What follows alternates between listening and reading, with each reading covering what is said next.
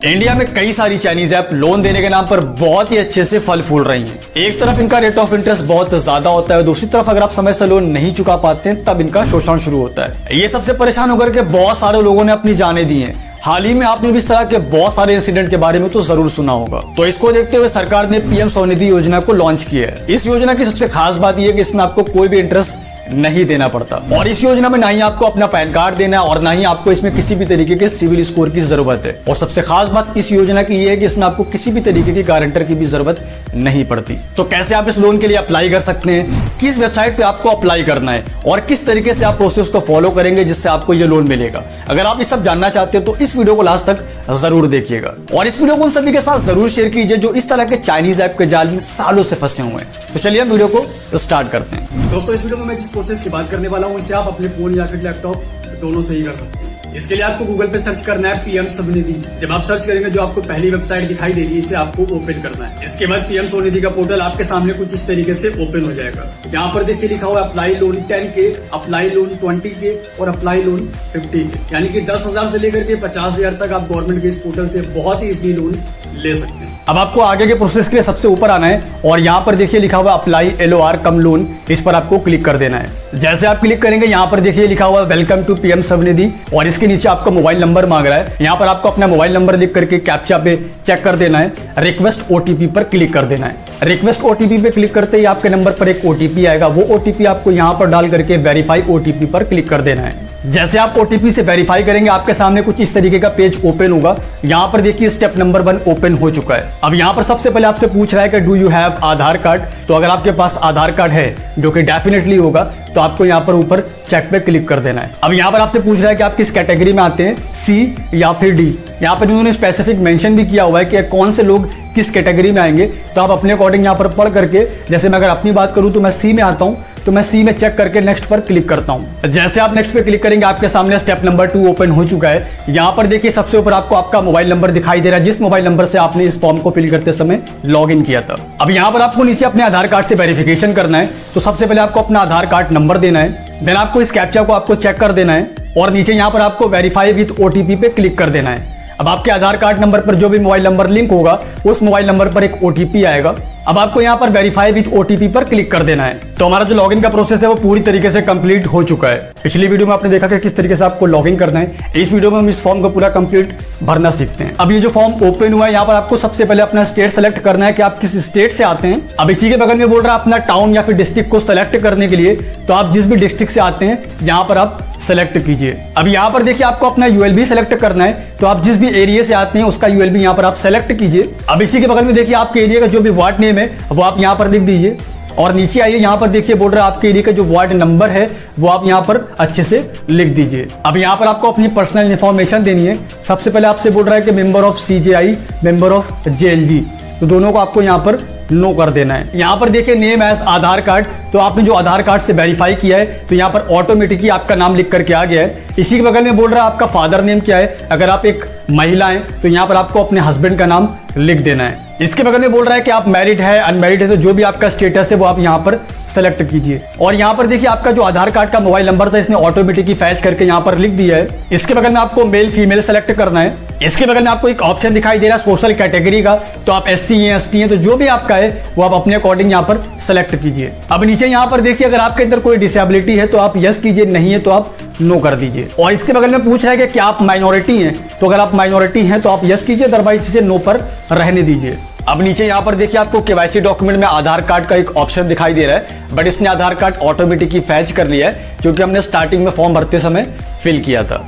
अब इसके बगल में आपको अपना voter ID card number fill करना है। अब वोटर ID कार्ड को फिल करने के बाद नीचे यहाँ पर देखिए आपको बोल रहा है डू यू हैव फैमिली, तो यहाँ पर आपको अपनी फैमिली की डिटेल चेक पे क्लिक करके फिल करनी है। अगर आप मैरिड सिलेक्ट करेंगे तो ये आपको यहाँ पर ऑप्शन देगा। ऑप्शन में आपको नाम, रिलेशन और एज अपनी फैमिली की यहाँ पर मेंशन करनी होगी। अभी तक हम लोगों ने यहाँ पर अपनी पर्सनल इंफॉर्मेशन फिल की है। अब यहाँ पर देखिए आपको अपने एड्रेस की डिटेल फिल करनी है। यहाँ पर देखिए लिखा हुआ एड्रेस एज पर KYC, तो जो आपने आधार कार्ड नंबर दिया है उस आधार कार्ड का जो भी एड्रेस होगा यहाँ पर वो ऑटोमेटिकली फैच करके वो कॉलम को फिल कर देगा। यहाँ पर देखिए इस पोर्टल ने जो ऑटोमेटिक आपका आधार कार्ड से एड्रेस फैच किया है, अगर ये आपका करंट एड्रेस है तो आपको क्या करना है, सेम एज अब पे आपको चेक कर देना है, तो ये ऑटोमेटिकली नीचे के कॉलम को भी फिल कर देगा। बट अगर आपका आपका आधार कार्ड का एड्रेस और करंट एड्रेस सेम नहीं है तो आपको यहाँ पर सारे कॉलम में स्टेप बाय स्टेप आपको सारे एड्रेस को अपने फिल कर देना है। अब नीचे यहाँ पर देखिए नेम ऑफ एक्टिविटी का आपको एक कॉलम दिखाई दे रहा है। यहाँ पर जाकर के आपको अपना काम सेलेक्ट करना है कि आप वेंडर हैं, स्ट्रीट वेंडर हैं, आप क्या बेचते हैं या फिर आप क्या करते हैं। तो यहाँ पर आपको अपनी कैटेगरी के अकॉर्डिंग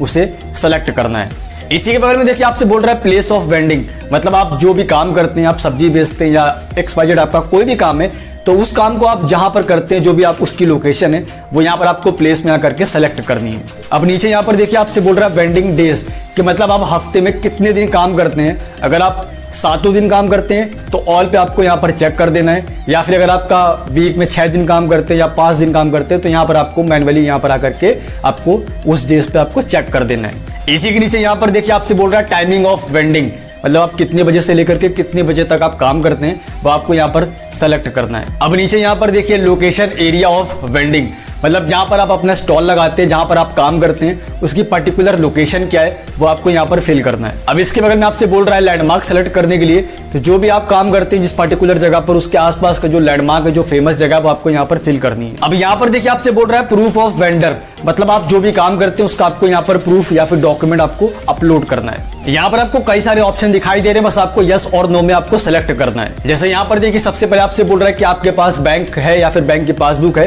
तो अगर है तो यस कर दीजिए, नहीं है तो आप नो कर दीजिए। अब पिछली वीडियो में आपने कारोबार की इन्फॉर्मेशन दी, इस वीडियो में आपको अपनी अर्निंग और साथ साथ अपने बैंक की डिटेल फिल करनी है। अब नीचे यहाँ पर आएंगे तो आपसे पूछ रहा है कि आपकी फैमिली की टोटल अर्निंग क्या है, वो आपको यहाँ पर लिख देना है। अब इसी के नीचे आपको आपके बैंक की डिटेल फिल करनी है, जिस बैंक अकाउंट में आप पैसा चाहते हैं लोन का। यहाँ पर सबसे पहले आपको आपके बैंक सेलेक्ट करनी है कि किस बैंक में आपका खाता है। उसके बाद जो भी आपकी ब्रांच है उसका IFSC कोड क्या है वो आपको यहाँ पर फिल कर देना है। अब नीचे यहाँ पर आपसे पूछ रहा है कि आपकी जो बैंक शाखा है उसका क्या नाम है, वो आपको यहाँ पर फिल कर देना है। अब लास्ट में यहाँ पर आपको अपना बैंक अकाउंट नंबर देना है। अब इसी के नीचे यहाँ पर देखिए आपसे बोल रहे हैं कि क्या आप डिजिटल पेमेंट करते हैं, अगर आप करते हैं तो यस, नहीं करते हैं तो आप इसे नो पर रहने दीजिए। अब नीचे यहाँ पर देखिए आपसे बोल रहा है एग्जिस्टिंग लोन आउटस्टैंडिंग, अगर आपने पहले से लोन ले रखा है तो आपको यहाँ पर उसकी इंफॉर्मेशन देनी होगी। आपने किस बैंक से लोन ले रखा है वो आपको यहाँ पर फिल करना है। आपने कितने का लोन ले रखा है वो आपको यहाँ पर फिल करना है। अगर आपका कोई लोन नहीं है तो आपको इन सारे कॉलम को ऐसे ही ब्लैंक छोड़ देना है। अब नीचे यहाँ पर देखिए आपसे बोल रहा है कि आपको कितने रुपए की नीड है, मतलब आप कितने रुपए का लोन लेना चाहते हैं। अगर आप इस पोर्टल पर फर्स्ट टाइम अप्लाई कर रहे हैं तो आपको पहली बार में 5,000 से 10,000 के बीच में ही लोन मिलेगा। आपने जो फर्स्ट टाइम में लोन लिया हुआ था, अगर आप उसे अच्छे से टाइम से पेड कर दिया तो जो आपकी लिमिट है वो इंक्रीज हो जाती है। अब आप सेकेंड टर्म में 20,000 रुपए तक लोन बहुत इजीली यहाँ से ले सकते हैं। अगर आपका ट्रैक रिकॉर्ड यहाँ पर अच्छा रहता है, आप टाइम से सारी किस्तों को पेड कर देते हैं, तो जो आपकी लिमिट है वो तीसरी बार में 50,000 तक चली जाती है। अब नीचे यहाँ पर देखिए लास्ट स्टेप में आपसे पूछ रहा है कि आप किस पर्पज से लोन ले रहे हैं, आपकी क्या नीड है, आपको किस रिक्वायरमेंट के लिए लोन चाहिए। तो यहाँ पर आपको 3 ऑप्शन दिखाई दे रहा है। 3 ऑप्शन में से किसी एक ऑप्शन में आपको चेक करना है। पहला ऑप्शन है वर्किंग कैपिटल, सेकंड ऑप्शन है बिजनेस एक्सपेंशन और थर्ड ऑप्शन है परचेस ऑफ एसेट। तो इनमें से जो भी आपका पर्पस है उस पर्पस को आपको यहाँ पर चेक कर देना है। अब ये सारी चीजें अच्छे से फिल करने के बाद नीचे देखिए आपको एक ऑप्शन दिखाई दे रहा है सबमिट का, इस सबमिट बटन पर आपको क्लिक कर देना है। अभी तक आप पिछली वीडियो में आपने बैंक की इन्फॉर्मेशन दी है, इस वीडियो में आपको बैंक के डॉक्यूमेंट को अपलोड करना है। जैसे आपने सबमिट पे क्लिक किया आप इस पेज पर आ जाएंगे।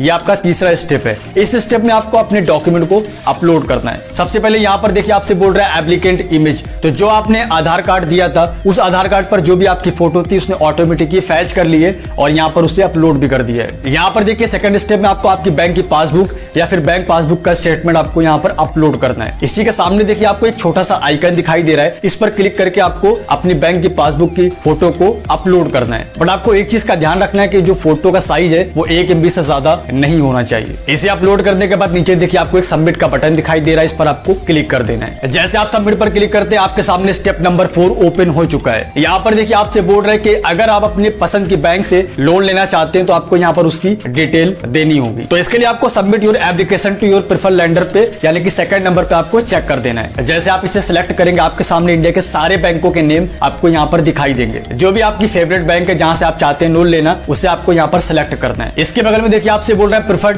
ब्रांच, मतलब जिस बैंक को आपने सेलेक्ट किया उस बैंक की किस शाखा से आप लोन लेना चाहते हैं तो आप यहाँ पर उसे सेलेक्ट कर दीजिए। ब्रांच सेलेक्ट करने के बाद नीचे देखिए आपको आई एग्री पे चेक कर देना है और नीचे आपको एक डिक्लेरेशन फॉर्म दिखाई दे रहा है, इसे अगर आप चाहते हो तो आप इसे अच्छे से पढ़ लीजिए। उसके बाद नीचे आपको यहाँ पर देखिए सबमिट का बटन है, इस पर आपको क्लिक कर देना है। जैसे आप सबमिट पर क्लिक करेंगे आपका जो फॉर्म है वो सबमिट हो चुका है। यहाँ पर देखिए आपको एक एप्लीकेशन नंबर भी मिलता है, इसे आप कहीं पर नोट डाउन करके या स्क्रीनशॉट लेकर के रख लीजिए क्योंकि इसका आगे बहुत ज्यादा काम आने वाला है।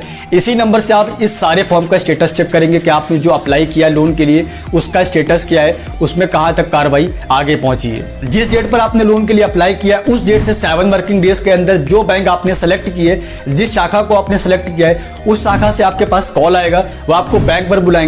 बैंक पर बुला करके आपके सारे डॉक्यूमेंट चेक करेंगे। अगर वो पूरी तरीके से आपसे संतुष्ट होते हैं तो आपके बैंक में जितना आपने डिमांड किया लोन के लिए वो आपके सीधे बैंक अकाउंट में ट्रांसफर कर दिया जाता है। तो कुछ इस तरीके से आप ये सारे प्रोसेस को फॉलो करके बहुत इजीली सीधा बैंक अकाउंट में आप बिना किसी इंटरेस्ट के लोन ले सकते हैं।